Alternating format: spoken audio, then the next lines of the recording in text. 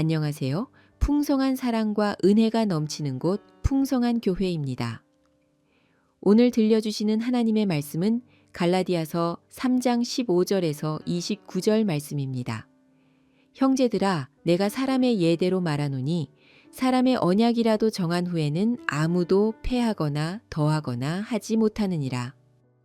이 약속들은 아브라함과 그 자손에게 말씀하신 것인데 여럿을 가리켜 그 자손들이라 하지 아니하시고 오직 한 사람을 가리켜 내 자손이라 하셨으니 곧 그리스도라. 내가 이것을 말하노니 하나님께서 미리 정하신 언약을 430년 후에 생긴 율법이 폐기하지 못하고 그 약속을 헛되게 하지 못하리라. 만일 그 유업이 율법에서 난 것이면 약속에서 난 것이 아니리라. 그러나 하나님이 약속으로 말미암아 아브라함에게 주신 것이라. 그런즉 율법은 무엇이냐? 범법함으로 더하여진 것이라. 천사들을 통하여 한 중보자의 손으로 베푸신 것인데 약속하신 자손이 오시기까지 있을 것이라. 그 중보자는 한 편만 위한 자가 아니나 하나님은 한 분이시니라. 그러면 율법이 하나님의 약속들과 반대되는 것이냐? 결코 그럴 수 없느니라. 만일 능히 살게 하는 율법을 주셨더라면 의가 반드시 율법으로 말미암았으리라. 그러나 성경이 모든 것을 죄 아래에 가두었으니 이는 예수 그리스도를 믿음으로 말미암는 약속을 믿는 자들에게 주려 함이라. 믿음이 오기 전에 우리는 율법 아래에 매인 바 되고 계시될 믿음의 때까지 갇혔느니라. 이같이 율법이 우리를 그리스도께로 인도하는 초등교사가 되어 우리로 하여금 믿음으로 말미암아 의롭다 함을 얻게 하려 함이라. 믿음이 온 후로는 우리가 초등교사 아래에 있지 아니하도다. 너희가 다 믿음으로 말미암아 그리스도 예수 안에서 하나님의 아들이 되었으니 누구든지 그리스도와 합하기 위하여 세례를 받은 자는 그리스도로 옷 입었느니라. 너희는 유대인이나 헬라인이나 종이나 자유인이나 남자나 여자나 다 그리스도 예수 안에서 하나이니라. 너희가 그리스도의 것이면 곧 아브라함의 자손이요 약속대로 유업을 이을 자니라. 이 시간 풍성한 교회 담임 목사이신 김성곤 목사님께서 은혜의 시대라는 제목으로 말씀 전하실 때 큰 은혜의 시간이 되시길 바랍니다. 사랑하는 여러분, 약속이라는 것을 어떻게 무게를 잴 수가 있겠습니까? 약속이라는 것을 어떻게 보면 천근만근 같은 약속도 있을 것이고, 내 삶에 어떤 약속들은 또 어떤 약속들은 자기 실의를 쫓아서 그냥 내팽개치기도 하고 이런 것들이 약속 아니겠습니까? 그래서 약속을 했지만은 이걸 아주 가벼운 말로 뒤집을 수도 있고 말이에요. 내팽개칠 수도 있고 아니면은 그 한마디 때문에 평생을 걸고 살아갈 수도 있는 것이 약속 아니겠습니까? 누군가는 이 약속 때문에 목숨을 걸고 누군가는 이 약속 때문에 생명을 걸기도 하고, 그러니까 약속이라는 것이 무게를 잴 수가 없는 것이죠.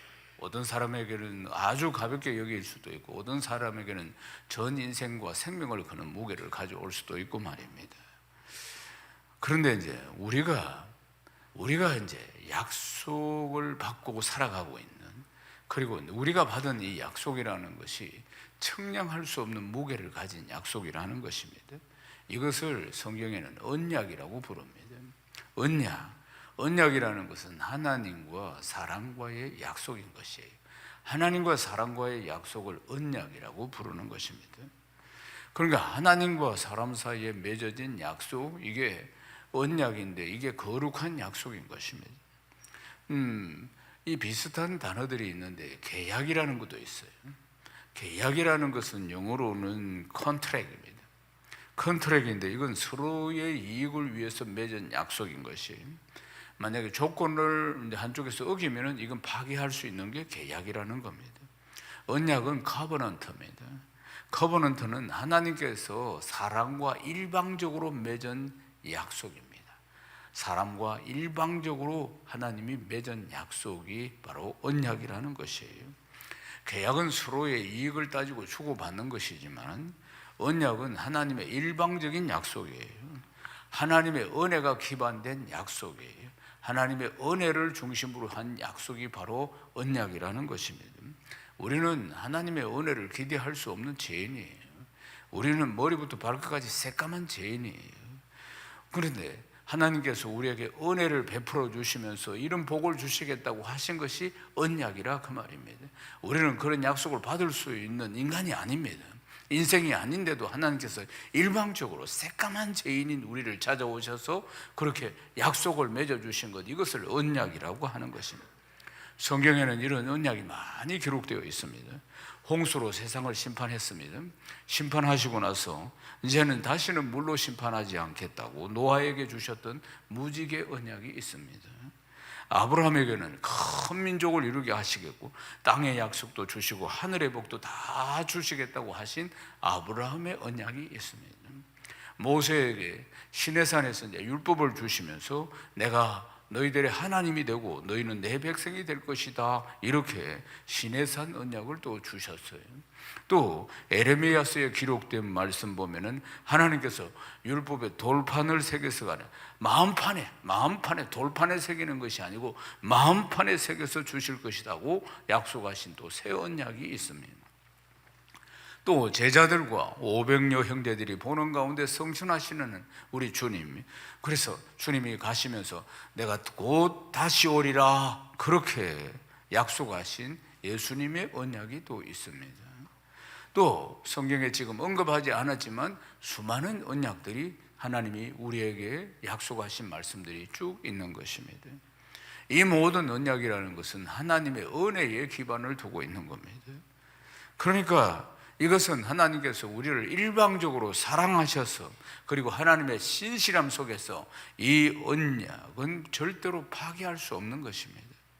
이스라엘 백성들이 하나님을 떠나서 이방신을 섬기는 그때도 이들의 죄를 징계하시기 위해서 바벨론에 다 포로로 잡혀가고 유다가 다 멸망당한 그때도 이들이 포로로 이방 땅에 끌려가서 그런 상황 가운데 하나님을 모르고 이방신들 섬기고 그런 상황 가운데 있는데도 하나님의 언약은 결코 파기되지 않았습니다.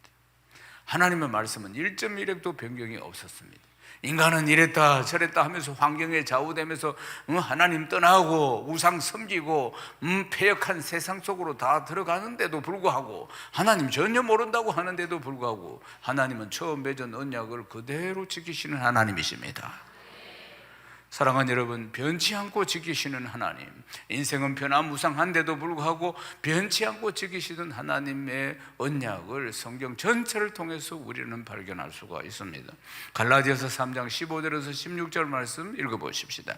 형제들아, 내가 사람의 예대로 말하노니 사람의 언약이라도 정한 후에는 아무도 폐하거나 더하지 못하느니 이 약속들은 아브라함과 그 자손에게 말씀하신 것인데 여럿을 가리켜 그 자손들이 하지 아니하시고 오직 한 사람을 가리켜 네 자손이라 하셨으니 곧 그리스도라. 아멘. 사람과 사람 사이에는 예의라는 것이 있습니다. 상대방을 존중해주는 예의라는 것이 있어요. 사람과 사람의 약속도 역시 마찬가지입니다. 그 약속을 자기 마음대로 처리하지 못합니다. 이게 일반적인 상식 아니겠어요? 서로가 맺은 약속이니까. 하물며 하나님께서 맺어주신 약속은 어떻습니까? 이 언약은 율법을 주장하는 사람들은 예수 그리스도의 복음보다도 율법이 더 먼저다 이렇게 이야기를 합니다. 지금 갈라디아 교회의 문제가 바로 이 율법주의자들이 들어와서 지금 교회를 어지럽게 만들었다 그 말입니다. 그리고 율법주의자들이 이야기하기를 복음보다도, 사도 바울이 이야기하는 복음보다도 율법이 훨씬 먼저 있었다.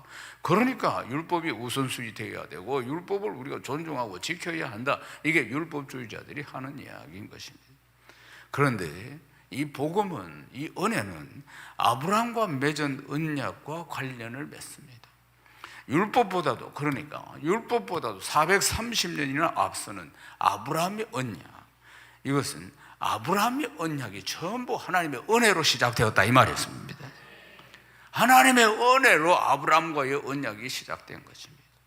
그러니까 예수 그리스도의 복음이, 그러니까 율법보다도 훨씬 더 예수 그리스도의 은혜, 예수 그리스도의 복음이, 그러니까 이 율법보다도 훨씬 먼저 아브라함 때부터 시작되었다는 말씀인 것입니다.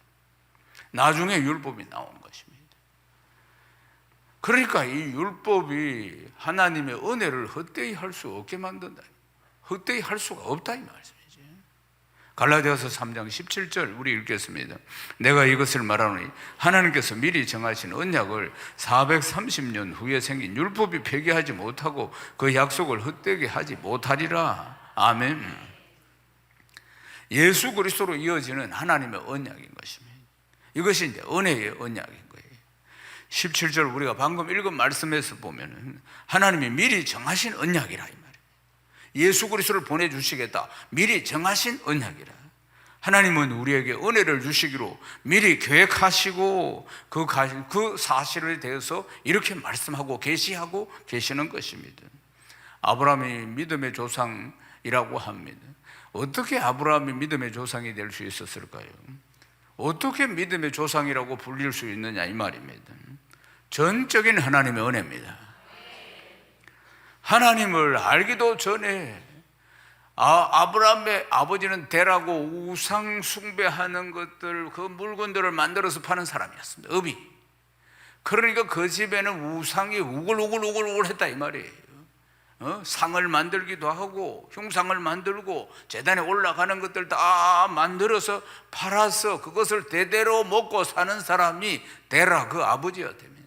그 집안에 우상이 버글버글 했다. 그런데 어느 날 하나님이 아브라함이 하나님을 알기도 전에 하나님이 찾아오셔서 아브라함을 지명하여 부르시고 그를 택한 백성 삼으신 거 아니겠습니까? 사랑하는 여러분, 우리도 역시 마찬가지입니다. 아브라함이나 우리나 다 마찬가지돼. 사주팔자 운명에 매여서 그냥 육신의 정욕과 안목의 정욕과 이 세상의 자랑이 전부인 줄 알고 살아가던 우리를, 그렇게 우상숭배 많이 하는 집안에 살고 있는 우리를, 그 중에 우리를 지명하여 부르셔서 아브라함 부르셨듯이 우리를 부르신 것입니다. 이것이 은혜죠. 사랑하는 여러분, 이걸 전적인 하나님의 은혜라고 하는 것입니다. 우상 숭배하는 집에서 숭배 정도가 아니라 만들어서 파는 집안에서 대대로 그 업을 삼고 사는 집에서 75년이나 살았던 사람이 아브라함입니다. 하나님이 없습니다. 하나님이 누구신지도 들어보지도 못했어요. 그런데 하나님이 어느 날 아브라함을 택하셔서 부르셨다는 것입니다. 하나님이 찾아오시지 않았다면 아브라함이 어찌 하나님을 알 수가 있겠습니까? 하나님께서 먼저 그를 찾아오신 것이죠. 하나님께서 먼저 우리를 찾아오셨지. 이것이 은혜입니다. 사랑하는 여러분, 우리가 예수 믿기 전에는 어떤 삶을 살았습니까? 하나님이 없는 삶이었습니다. 다시 말씀드립니다. 사주팔자 운명에 매여서 육신의 정욕과 안목의 정욕과 이 세상의 자랑 쫓아서 세상 사람 다 그래 살아가니까 그렇게 살아가던 사람. 하나님이 없는 삶이 무슨 행복이 있겠습니까? 늘 갈증이지. 인생이 늘 갈등이고 늘 갈망 속에서 채워지지 않는 그러한 허무 속에서 살아가는 것입니다. 세상 연락을 즐기면서 죽음을 향해서 나아가는 거 아니겠습니까? 한 번 죽는 것은 정해진 것이고 그 다음 심판이 있는데 그것도 모르는 채 그냥 세상 이게 전부인 줄 알고 그렇게 살아가던 자들이었어요. 결국 영적으로 보면 멸망의 길을 향해 가고 있었던 거 아니겠습니까? 사랑하는 여러분, 오늘 10월 중순에 예배당에 나와서 우리가 이 은혜의 예배를 드리는 것이 또 은혜입니다. 하나님의 은혜가 아니고는 우리가 이날에 어떻게 예배를 드릴 수가 있겠느냐 하는 겁니다. 우리를 찾아오시고 우리를 부르시고 우리를 만나주시고 모든 것이 하나님의 은혜인 것입니다.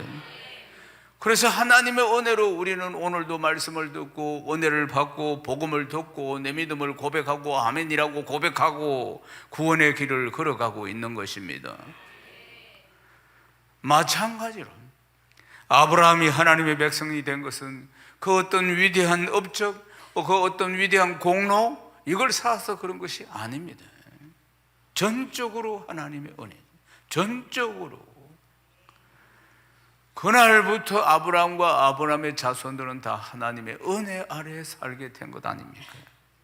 하나님께서 아브라함을 적과 꿀이 흐르는 가나안 땅으로 인도하시고 그 후손들 출애굽시켜서 약속의 땅으로 인도하시는 것 아니겠습니까?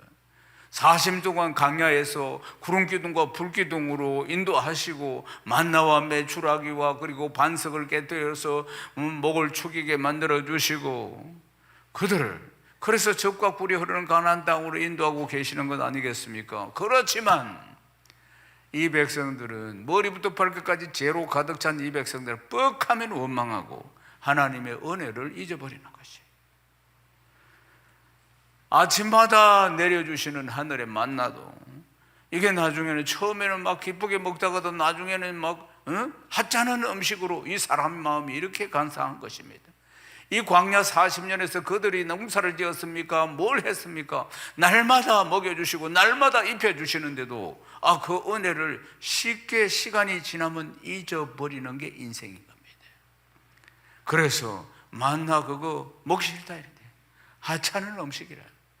애굽 살 때는 그래도 일주일에 한 번씩 고기 국물 나오고 잘 졌으면 고기 건더기도 하나 건지고 그래가 좀 먹고 막 이빨 다 쑤시고 그랬는데 이게 날마다 만나 빵만 먹으니까 하늘에서 오는 만나 빵만 먹으니까 질린다고. 민수기 21장 5절 읽겠습니다.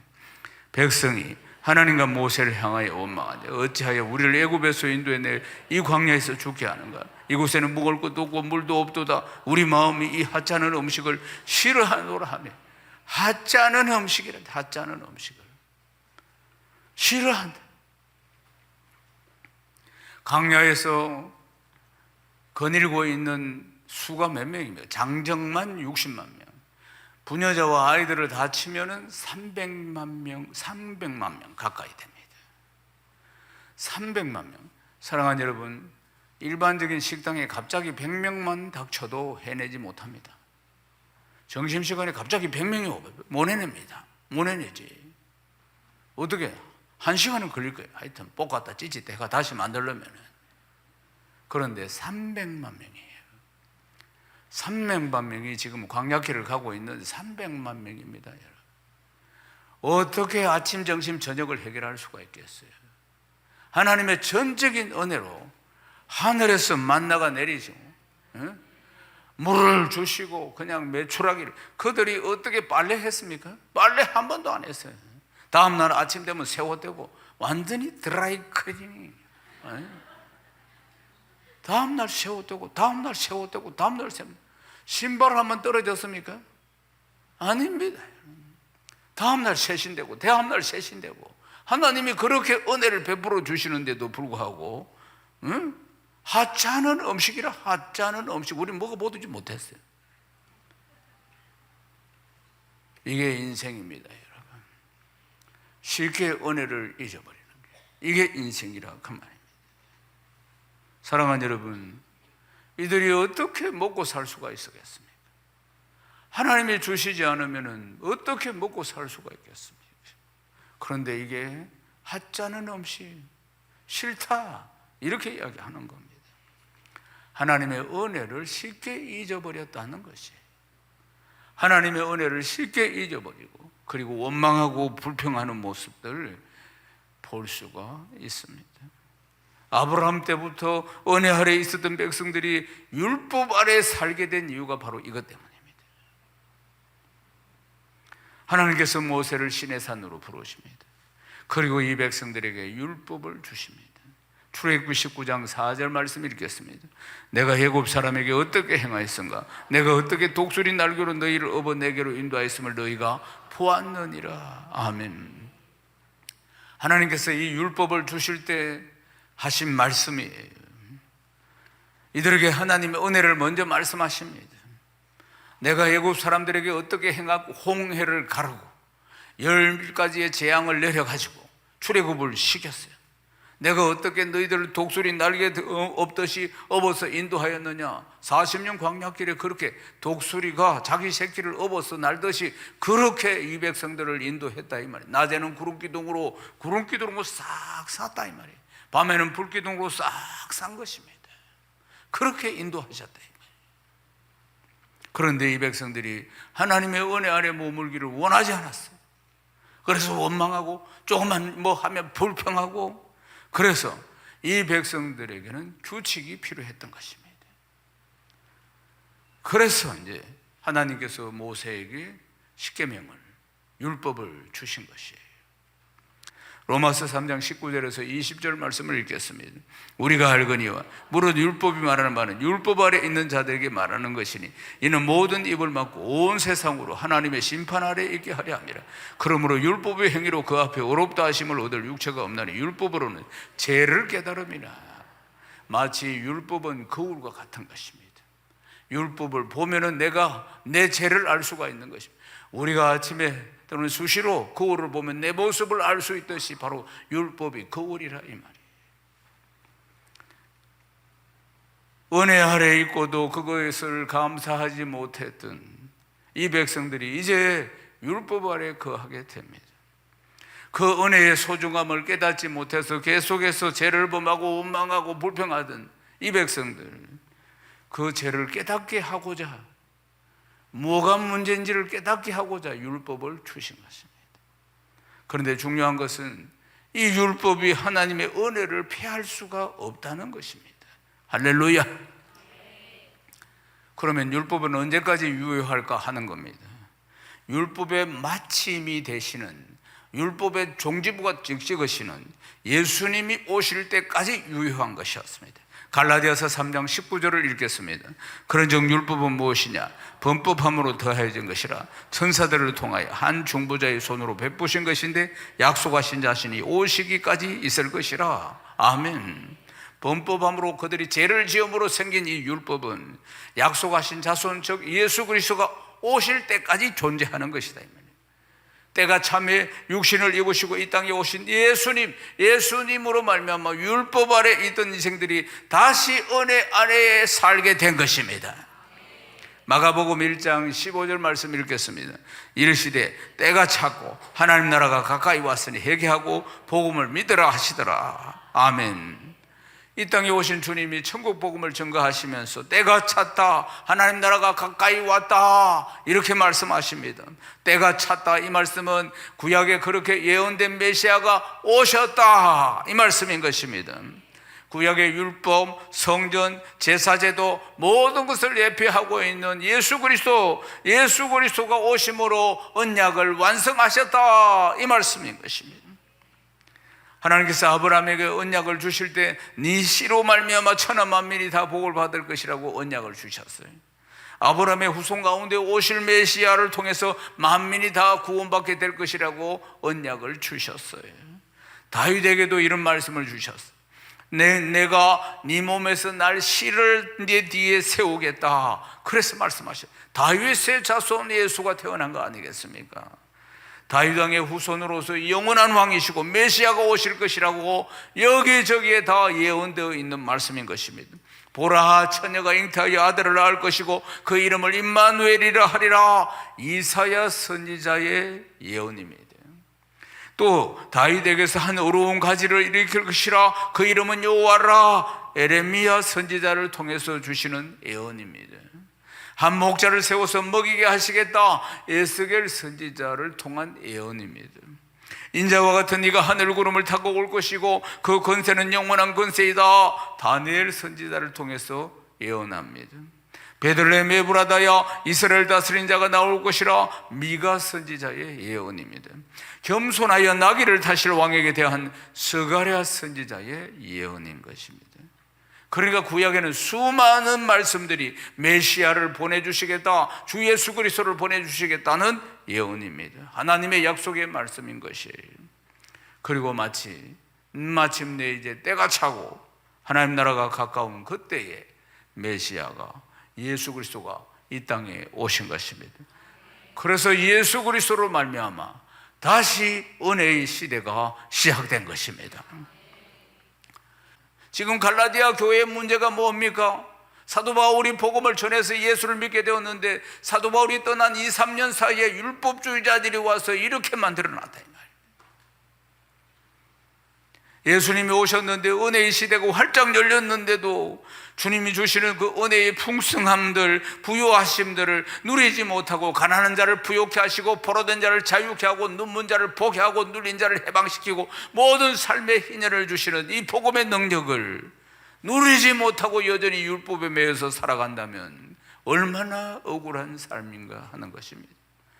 갈라디아 지방의 성도들이 이 율법에서 이 율법주의자들이 유혹에 넘어가서 복음이 먼저냐, 율법이 먼저였지, 율법을 지켜야지, 이 유혹에 넘어갔어요. 은혜의 시대를 누리지 못하고 있었던 것입니다.